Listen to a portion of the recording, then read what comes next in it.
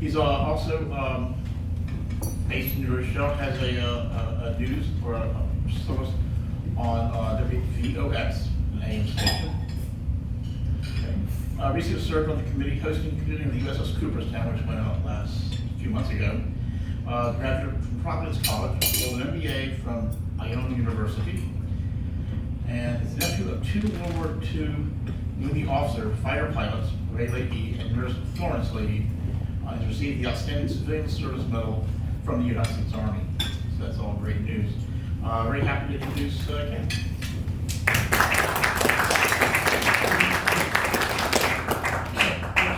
Thank you.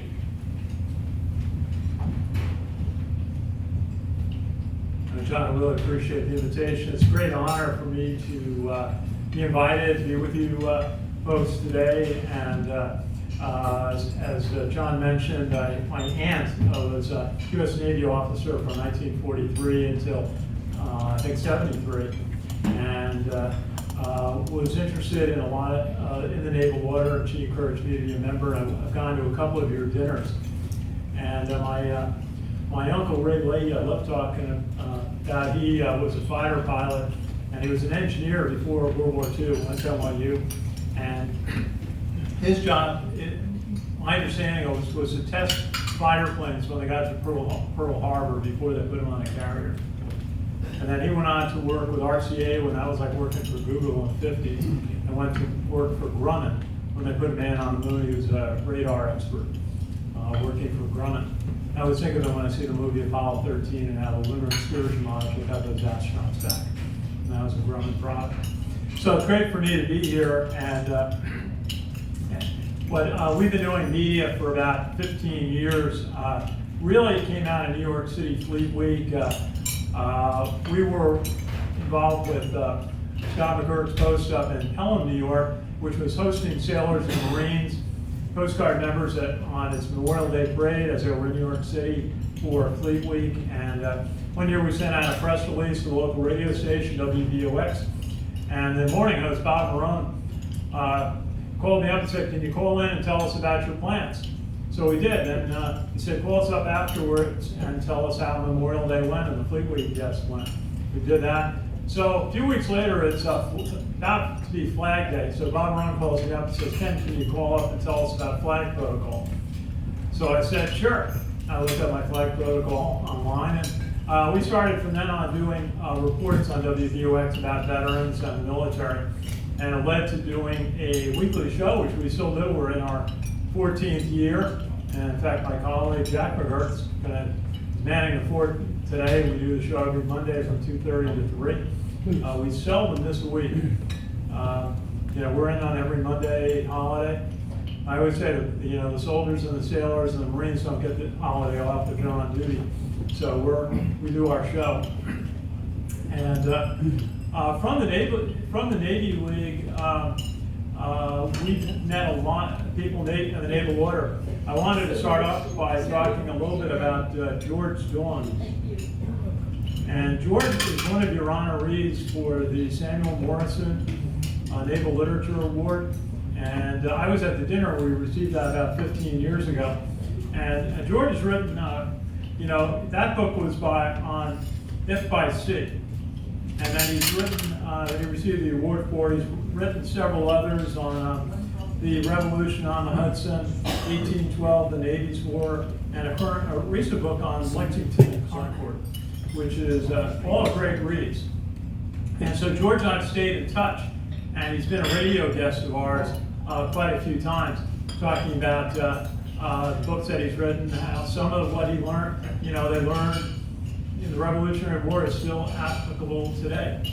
And I talked to George yesterday, and he is doing great. And he is a true scholar and representative of the folks that you have honored with your awards here at the Naval Order. So I just wanted to start up talking about George. And then, again, we got started by covering New York City Fleet Week and hosting sailors. And you can see we got a Ticonderoga cruiser there. I started some years, I was able to get an embarkation to sail on the ship either from Norfolk or for the day before as I sailed into New York. And some years we've just done video of the ships arriving, sailing up the Hudson. And there you see a Wasp-class ship, and then I believe that's the USS New York, a San Antonio-class ship, sailing up to one of my favorite photos. So for us, where it began was covering New York City Fleet Week, and we appreciate, that opportunity.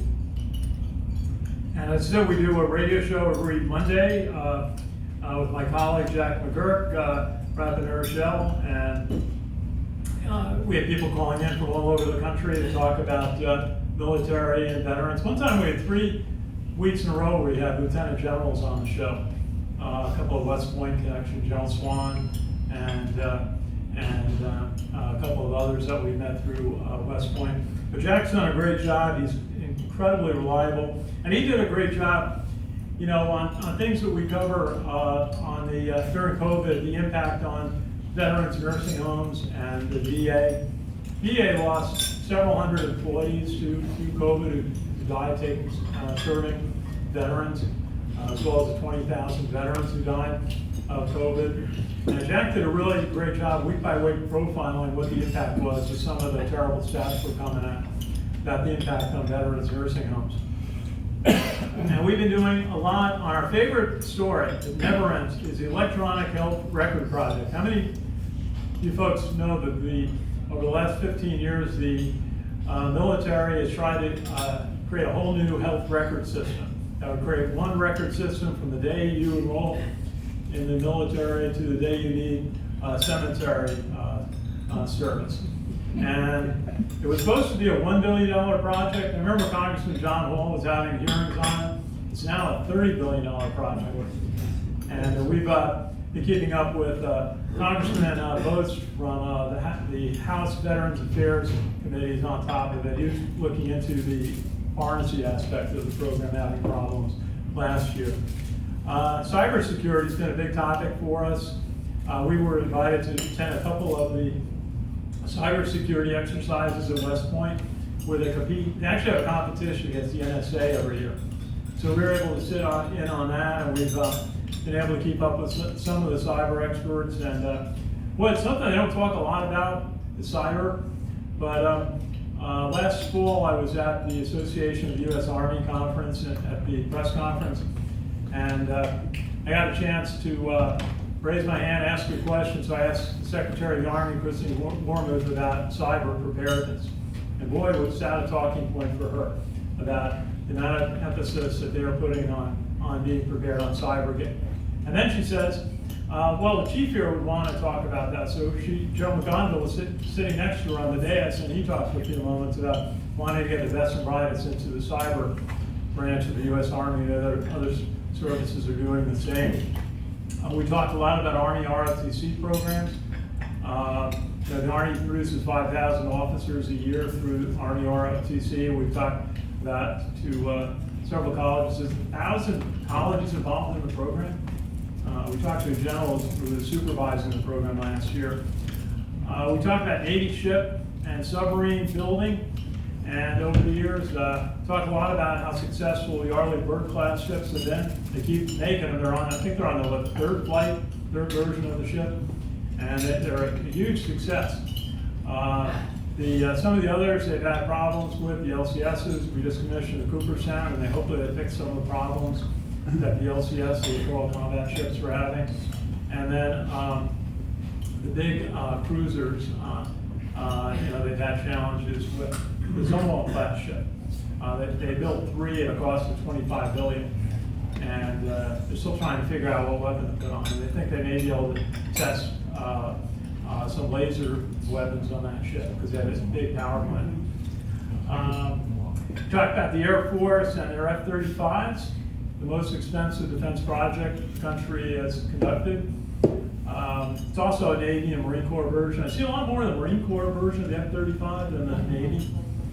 The Navy was working to get them set up to serve off of aircraft carriers. 20-year project.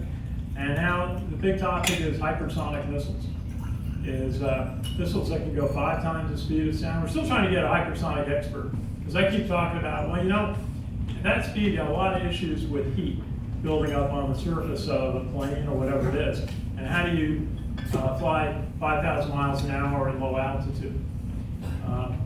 So that's been a topic. Coast Guard, whenever we talk to the Coast Guard in the last years, they've always said they need icebreakers. Because with global warming and routes north of Canada, the Coast Guard has said they need icebreakers. They've got 3 in the pipeline, for what I was told at New York City Fleet Week this year. But what they did do is they got 50 of these fast response cutters. They've got about half of them delivered. One of them we were at the commissioning of last year. One was just a guest at New York City Fleet Week. So the company called Bollinger down in Louisiana makes them. And they make them for like $10 million a piece. And so the Coast Guard is starting to get new ships and new cutters. And that's good to see. We've been talking about the war in Afghanistan and Iraq. And we talked about the impact of COVID on the VA veterans nursing homes. And then we've been talking about the Ukraine war, which goes on as we speak. And tragically, so many civilians in Ukraine are being impacted as the Russians are using their long-range precision fires and their missiles. And now we're seeing, well, how many of those can we shoot down? And the Ukrainians are doing pretty well, but that one, they said, what was it, like 29 out of 30 they knocked down a week ago? Well, one of them got through and killed a few people. So that's one too many. And one of the things that we've done a lot on is concussion awareness. And we were very fortunate early on, this was in 2012, to be at a symposium that was held at West Point between the NFL and the U.S. Army. And that's Joe Odierno and Roger Goodell. I took that photo. It was probably one of the best photos I've ever taken. But they were talking about how the injuries in football are similar to injuries that soldiers, Marines can receive when they're near a shell or IED that goes off. They may not have a physical injury, but they could have a concussion.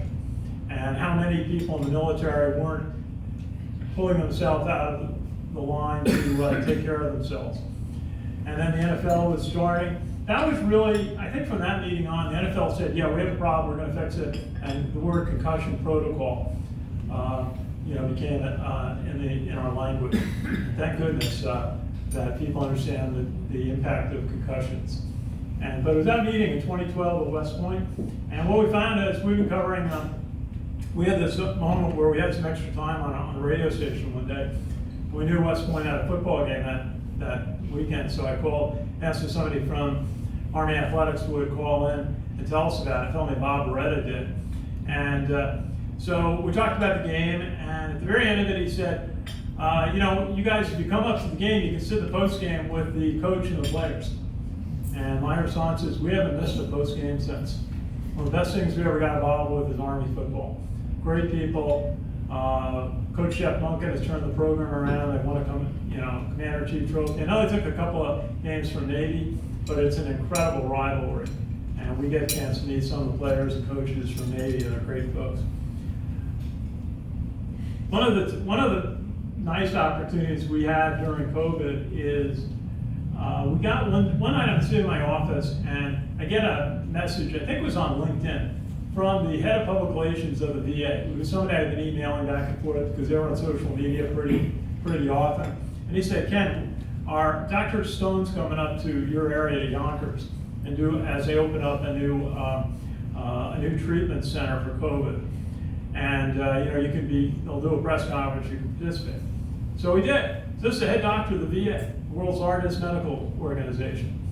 And so I waited my turn. I got a chance to do an interview with Dr. Stone.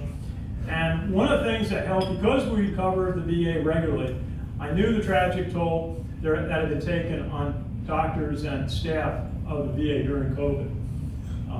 Hundreds were lost as they served patients. And he talked about that in his comments. So that was really one of our great moments, was talking to Dr. Stone and doing that interview. And of course, as I said, we got involved with covering Army football. One of our guys carrying the flag out to an Army-Navy game in Leakey Stadium. And So we found that everybody who's significant or senior in the U.S. Army hangs around the Army football team at some point or other. And so we've met, I think, 3 secretaries of the Army. I got a picture on that. But it's just been great on game days. And what we really like is that we're at the R Day for each class. We've been at almost all the R Days in the past 10 years, except, in fact, we were there in 2020. They let us come in to cover that. And we've been at graduations for those classes, as we were a week ago Saturday. And for us, covering our day, the day they arrive to the day they graduate and commission, is what it's all about. Seeing them grow and mature, take leadership. We have fellows' daughters at the Naval Academy. They do the same thing there, same kind of people, same extraordinary folks. So that's one of the things we got in. And we've also covered some of the other sports there: basketball, ice hockey, and baseball. Do you realize that both teams in the Stanley Cup Championship Series are owned by West Point grads? Yes. And the Cadets, the Vegas team is named the Vegas Golden Knights because they wouldn't let them use White Knights. Yeah, the Army hasn't been real crazy about them being Golden Knights either, because that's the parachute team. But when you make the Stanley Cup playoffs, not going to complain too much. The owner of the team is a West Point grad. I think the class of '67 donated the football practice facility. Baseball, they just played in the NCAA tournament, and we've enjoyed covering them. One of the special events at West Point is the Dare Award, named after the founder, one of the academy, Sylvanus Dare. And so we've been at it. The first year I was invited. Gary Sinise received the award, and we talked. I had met Gary once before when he performed a concert in New York City, and so I got a chance to be in the press conference. Next year was Leon Panetta. And I had read his book, and I listened to his audio tapes, and I felt like I knew him, but it's hard to get that one. You get the one question in, and so we got a chance to visit with Mr. Panetta, the former Secretary of Defense, former Director of the CIA. And now the next one, some of you are going to recognize. Robert Mueller, former Director of the FBI. And literally that day, I knew it was their award. I didn't know that much about who the honoree was. As the director of the FBI, okay. And then I saw he was a Vietnam-era Marine. And so when I got a chance to ask him a question, I said, "Sir, what was it like for you? What did you learn at serving in Vietnam as a Marine?" And we talked about it. He said it was the toughest year of his life. He worked with the Army very closely. And he said, "You learn a lot in your service in Vietnam." Any of you are Vietnam veterans here? Well, thank you for your service. You know all about it. But then he obviously became a national figure. We've talked to a couple of notables from the Army. We talked to Mark Esper. I literally got a call the day before. He's going to be at West Point. He's going to do a press conference between games of the Army-Navy basketball doubleheader. You want to talk to him? I said, "Yeah, I'll talk to the Secretary of the Army." So it's the first game. It's a women's game, and they called me over and said, "We're starting early. Got to leave the game. Come on over." And so we did, and then I find out it's me and one other reporter. And so it ended up being, I knew the questions to ask them, like we would typically ask an Army guest. What are the needs of the Army? We talked a little bit about where the Army serves today, how many, 100 countries around the world. And then the other reporter asked all the odd questions, such as, what do you think about the parade the president wants to do in Washington? It was here the president wanted to do a parade in Washington. And so that went well, and then we had a chance to talk to Ryan McCarthy. That was actually out in Oklahoma. We went out to the Army-Oklahoma football game. And I actually was out at Fort Sill the day before the game. My father commissioned at Fort Sill in 1942. I got a chance to visit. And so I'm at the Army alumni pregame, out at Oklahoma. And I see Mr. McCarthy talking with some people, and I say, "Sir, would you do a short interview with me?" And he says, "Yes." I had met him once before, maybe saw his familiar face. So we talked, and I said, you know, Oklahoma's an important place to the Army. And he said, yeah, we're testing all the new long-range precision fires. And so, you know, we did that. And then last year I mentioned we were at the Association U.S. Army Conference, and we got a chance to ask Christine Warmuth a question. And fortunately in that instance, you know, you hang around West Point enough time, the moderator for that session was the husband of somebody who worked in PR at West Point, and he knew me. So I introduced myself and said, oh yeah, Ken, good to see you, glad you came. And I got 3 PAOs from West Point standing behind me. Like, our guy is up there, and he wants to ask a question. And the secretary was getting questions about something Tucker Carlson had said on television that week, which would cause disturb. So I raised my hand, and the moderator says, oh, Ken, what's your question? I got to introduce my name, which now the audience doesn't hurt. And I went and asked my question about cyber preparedness. And I got a 2-minute answer, which is what you call a long answer. If you get a short answer, it means the person didn't like the question. And then, you know, then General McGonville commented also, which was an honor. And so we, you know, had opportunities like that. Now, we want to talk about some of the Navy guests we've had. One of our longest standing guests is Adm Terry McKnight. Anyone know Adm McKnight? Great guy, right? Well, we met him through a Navy public affairs officer in New York named Lesley Lykins, who was kind of legendary in helping to set up events. And so we asked Lesley if she could get us a guest to talk about the fight against the Somali pirates, which was a big deal at the time. So she calls me back a few days later and says, the Admiral wants to talk to you. And I said, okay, where's the Admiral? He's in the Indian Ocean on board a ship. It was, you know, I think he was on Monterey or the Bella Gulf. There was this route at the deployment. So they hook it up, we talked to him. He called in late, so we didn't get as much time, and we set up the second opportunity, and it was great.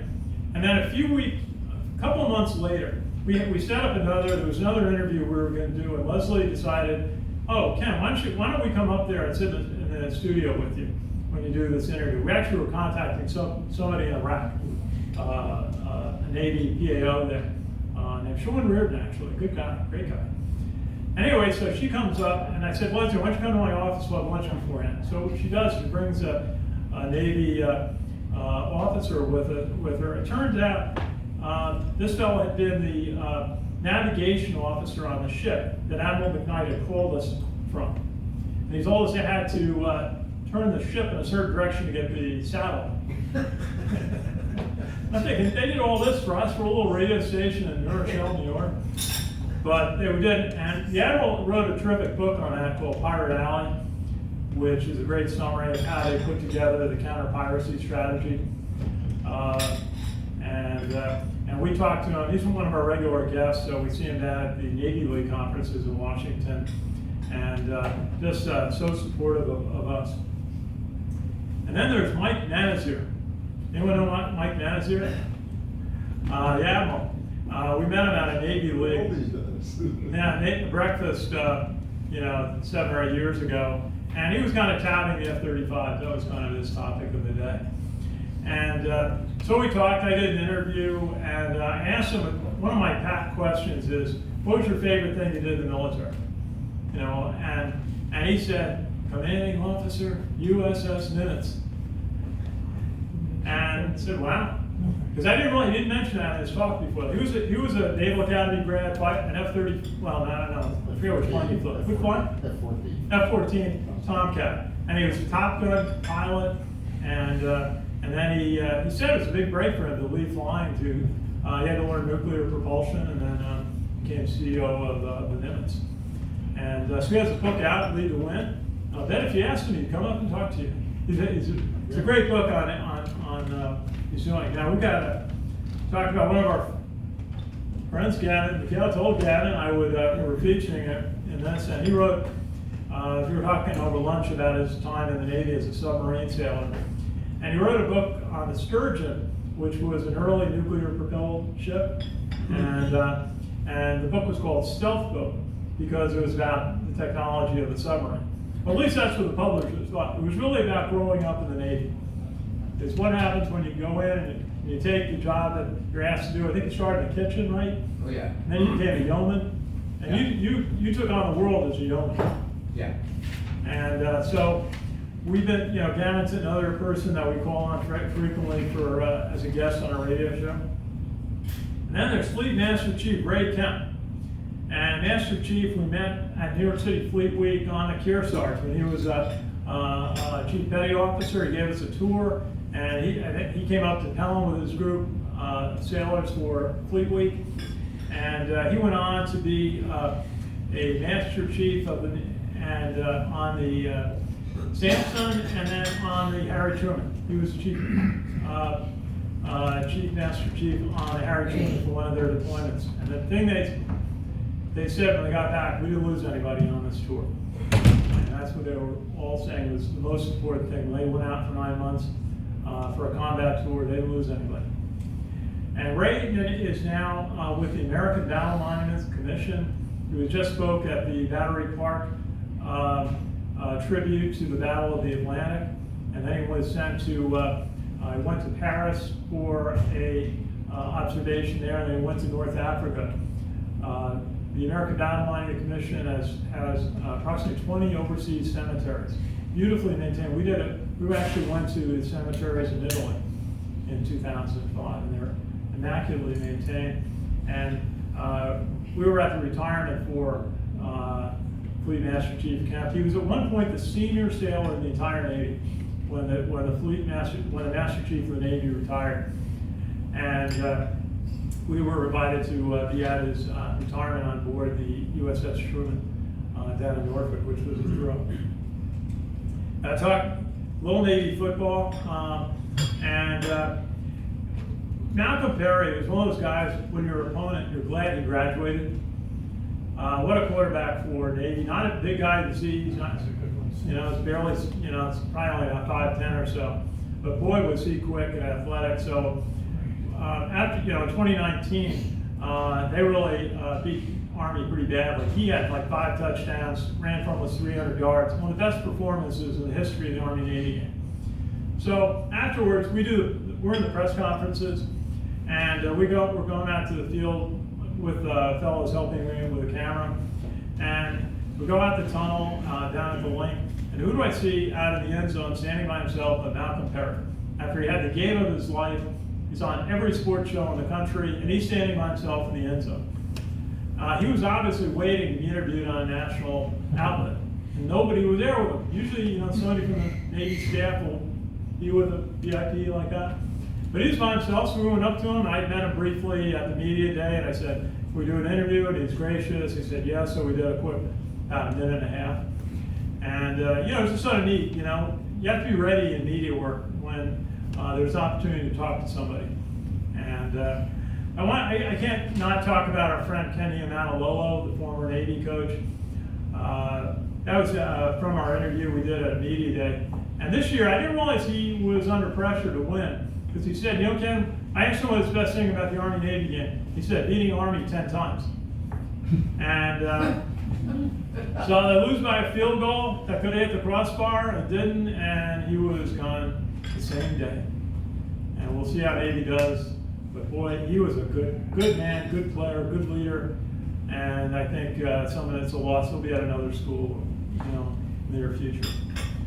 Okay, best day of my media career was going to the White House with the Army football team, which happens if you win the Commander-in-Chief Trophy, which means you beat Navy and Air Force the year before, which Army did for the first time in 20 years in 2018. So we're there. Actually, it was in 2017. We're there about May 1st of 2018. They presented in the Rose Garden. What a thrill. I was describing, it all worked out for me to attend the day before because I was affiliated with the American Legion, and they get the kids from Boyd State and Girls State in the White House for a photo every summer, and the national commander goes there. It has a 15-minute audience with the president every year. So I found out who the person was that arranged that, told him what we were doing. He said, "Oh yeah, call this guy in the PR office of the White House." So we did, and net was, we found out we were approved at about 6 o'clock the night before for an 11 o'clock event in Washington. And I had to travel 5 hours. I had a car packed, but we were ready to go. And they didn't tell us where to enter, what to do. Just I had to use my intuition. You go to the front gate, go to the security gate, and fortunately we were on the list, as they say. And so we had a great time. And the team was introduced. It was a beautiful day. I also want to just point that picture out on the left. You never see that photo unless you're in the Rose Garden, because that's looking at the Washington Monument to the south. And the only way you can take that photo is being there. And so if you ever get that opportunity, make sure you take that photo. And the second part of that story was through a friend of ours from the Army football team. I was talking to him the week before on something completely different. And he says, Ken, they're going to the Pentagon after the White House for lunch and a pep rally. And I said, oh, really? So, again, we didn't get much help from the Academy on that one, but we called the New York Army PAO, and who I'd met at the PAO's holiday reception the year before. And I said, what can we do to get in? He said, call this person at the Army's PAO office at the Pentagon. So I do. That morning, I just get down to Washington about 8 in the morning, and they said, call us before after the White House event is over. And so meanwhile, they checked on me at West Point. I guess I was okay. And so they brought me in, and we covered the pep rally that they had, which all the senior people from the Army were there. I'm sure all the Navy people had their windows closed. But one of the stories from that I always tell people was General Miller. He got up, he did all the rah-rah things that you would expect he might say at a pep rally in that situation. Then he said, guys, you're going to be out deployed a year from now, very likely. And you may be in a tough spot. And you're going to be damn glad those Navy and Air Force and Marine pilots are flying over your head. So we kind of brought the event back to reality, and we talked to General Caslen, the superintendent. And the interesting thing about that, they brought the trophy in, was that when I'm doing that interview, and I had done a few interviews with General Caslen, he knew me, I knew him, and he's having the day of his life. And so I looked to my right, and who's sitting next to me but General Milley, the Chief of Staff of the Army. And I realized he wants to talk to General Caslen, who's doing an interview with me. So I quickly end the interview. And then I look at General Milley and said, sir, nice to be with you today. And he looked at me like, how did you get in here? He's a great officer, and we got a chance to interact a couple of times. He's always been very gracious to us. And I want to talk a little bit about the commissioning of the USS Cooperstown on May 6th, and a wonderful ceremony. It's just, we had a chance to get a tour from the commanding officer, Dexter Moore, and then the ceremony itself, just a special moment when you're there, when the ship sponsor says, man our ship and bring her to life. It's just such an amazing moment. I've been at a couple of commissionings as at the Michael Murphy, but that was a great one. And then we were at the Battery Park Battle of the Atlantic Tribute on the Tuesday night of Fleet Week, and I think there were 13 wreaths presented. And it's, again, I'd never been to that event, I'd heard about it, but finally getting there and seeing all the allied countries have representatives there, Canada, Italy, Germany, Belgium, UK, of course, all participating in that event. And then Fleet Week, ships arrived the next day, and of course the USS Wasp, and great to see the USS Cole.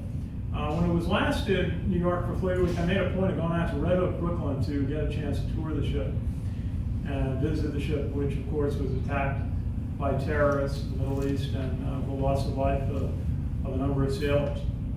And also coming in was a Coast Guard cutter, Warren Daper. And it's one of the fast response cutters that was just commissioned a month before in Boston that the Coast Guard is putting on staff. And it's named after an African Coast Guard hero of World War II. And his ship in World War II, his cutter was escorting the Dorchester, which is a ship that was torpedoed, the loss of over 600 soldiers, civilians, including the 4 chaplains. So he was credited with jumping in the water in a wetsuit, being trained to do so, to try to bring lines to the those who were in the water. And this is early February, middle of the night, 35 degrees, they said the water was. And he went in the water, and they were credited with saving about over 100 who had been on the Dorchester. And then sadly, his ship hit a mine 2 months later and was destroyed. And lots of most of that crew.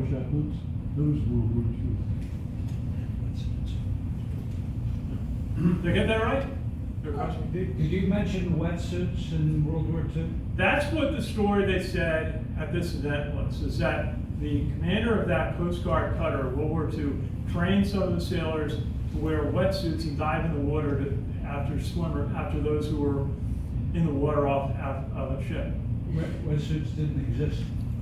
Dry suits, maybe. Could be. You know, it was something. It was a story that they told that at the ceremony for the Battle of the Atlantic. I'd never heard of it either. And rubber in those days was pretty scarce. Hard to get commodity. Come up with neoprene would have been impossible. Well, the other aspect is hosting sailors and Marines who are up in Pelham, where I grew up, and we had sailors from the WASP, from the Marine Corps, we're from Camp Lejeune, and then we had Italian sailors with us. 5 came up from the ship that came in, and they enjoyed it. We had a ceremony honoring 65 members of the community who died in military service, and then a picture with our past post commander, Frank Barbieri, with the Italian sailors. So that's pretty much it. I know we want to maybe take some questions. I thought of one story I didn't put a photo in for, was when the British Admiral came into New York around Veterans Day 6-7 years ago, and it was Admiral Jerry Kidd, and he gave a talk to a naval audience, Navy League, and my friend Joe Gallo, Admiral Joe Gallo, said, this is chatterbox rules, and you can't take any notes or talk about it publicly. So afterwards, I went and talked to Admiral Jerry Kidd, and he was the commanding officer of the new Queen Elizabeth. And it was his job to be in New York and remind the Americans that the British has built an aircraft carrier to relieve some of the needs of the U.S. Navy, be a partner with the U.S. Navy. So I did an interview with him, and he said just that, and I asked him a little bit about his career and so on, and they're flying F-35s. And so we did an interview with Admiral, who's Commodore Kidd, actually. But you can see his name associated with, he was the first commanding officer of the Queen Elizabeth. And so we got a lot of great opportunities like that. Work with Jeff Munkin at Army football is tremendous. And the kids, both of the academies, and then Fleet Week's been great for us. One project we're continuing to work on is updating the Chaplain's Hill monuments at Arlington National Cemetery. In 2011, we donated the Jewish Chaplain's monument because there were only monuments at Chaplain's Hill honoring Catholic and Protestant chaplains. And we realized that one of the 4 chaplains was not honored at Arlington. And so we put a project together, we designed a monument, and the entire Jewish community got behind it. I mean, the organization, that's the umbrella group for about 150 Jewish organizations, made it the #1 project. It got mentioned in the defense authorization and got approved, and it was installed in 2011 with a nice ceremony. We're continuing to work to add the additional names to the monument of chaplains who died who were Protestant post-World War II. And then there's also a couple of names to add to the Catholic monument. And it's been a 5-year effort. And what we ran into is an issue that Arlington doesn't like monuments that they call living monuments, where you periodically have to add a name to it because somebody dies in service to our country. And so they're trying to get out of that. And we're the last monument that's asking you to add names to it. So we're at the point where they say, we'll let you add the names that are an updated for every known chaplain who's died in service. It's not named, but then you gotta cut it out, but that's it. And they offered a proposal of adding a monument honoring chaplains. You know where the drive is in Arlington with the Women's Memorial straight ahead? There's a number of monuments there. It's an area they could do a lot more with, but they've discussed allowing us to do a chaplain's monument there. So anyway, I hope you like that. So what we do, we're almost 14 years into it. Best thing we've gotten involved with, and, you know, work in the Navy, work with the Army, Marine Corps. I do more than Marine Corps. You know, we're very fortunate to do that. So it's a tremendous honor to be able to present what we do to the Naval Order.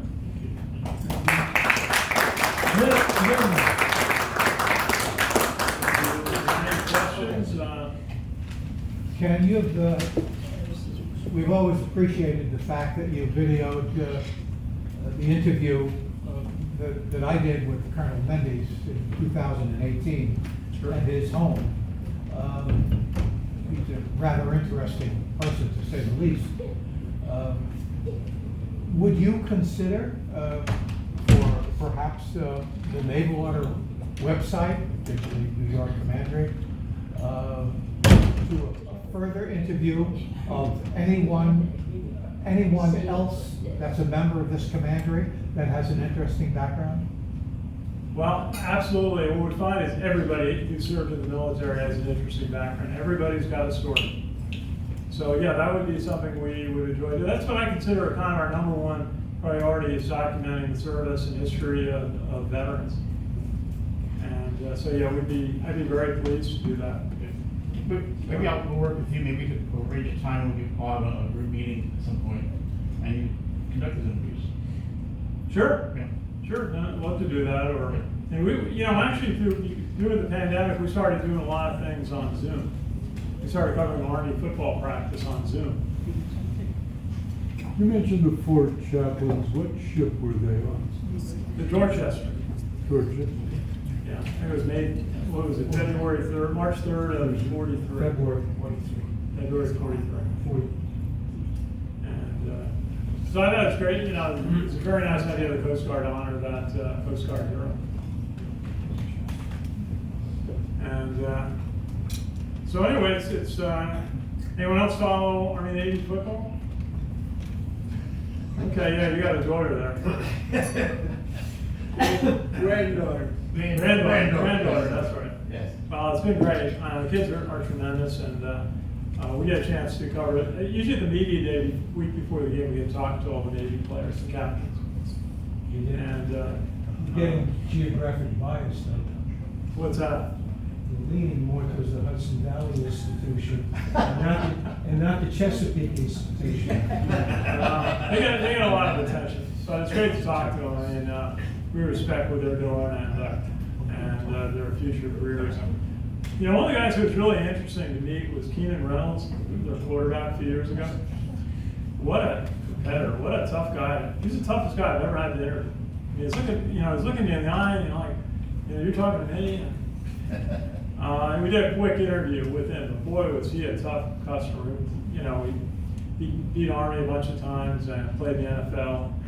And we actually bumped into him at the Army Navy game in New York last year. So, anything else? Can we remember this order? Not at the moment. I'll let you sit down the show later. Okay. Okay, see what we can do. I find in this line of activity, we end up joining a lot of organizations. Great question. But anyway, thanks again. This was a pleasure.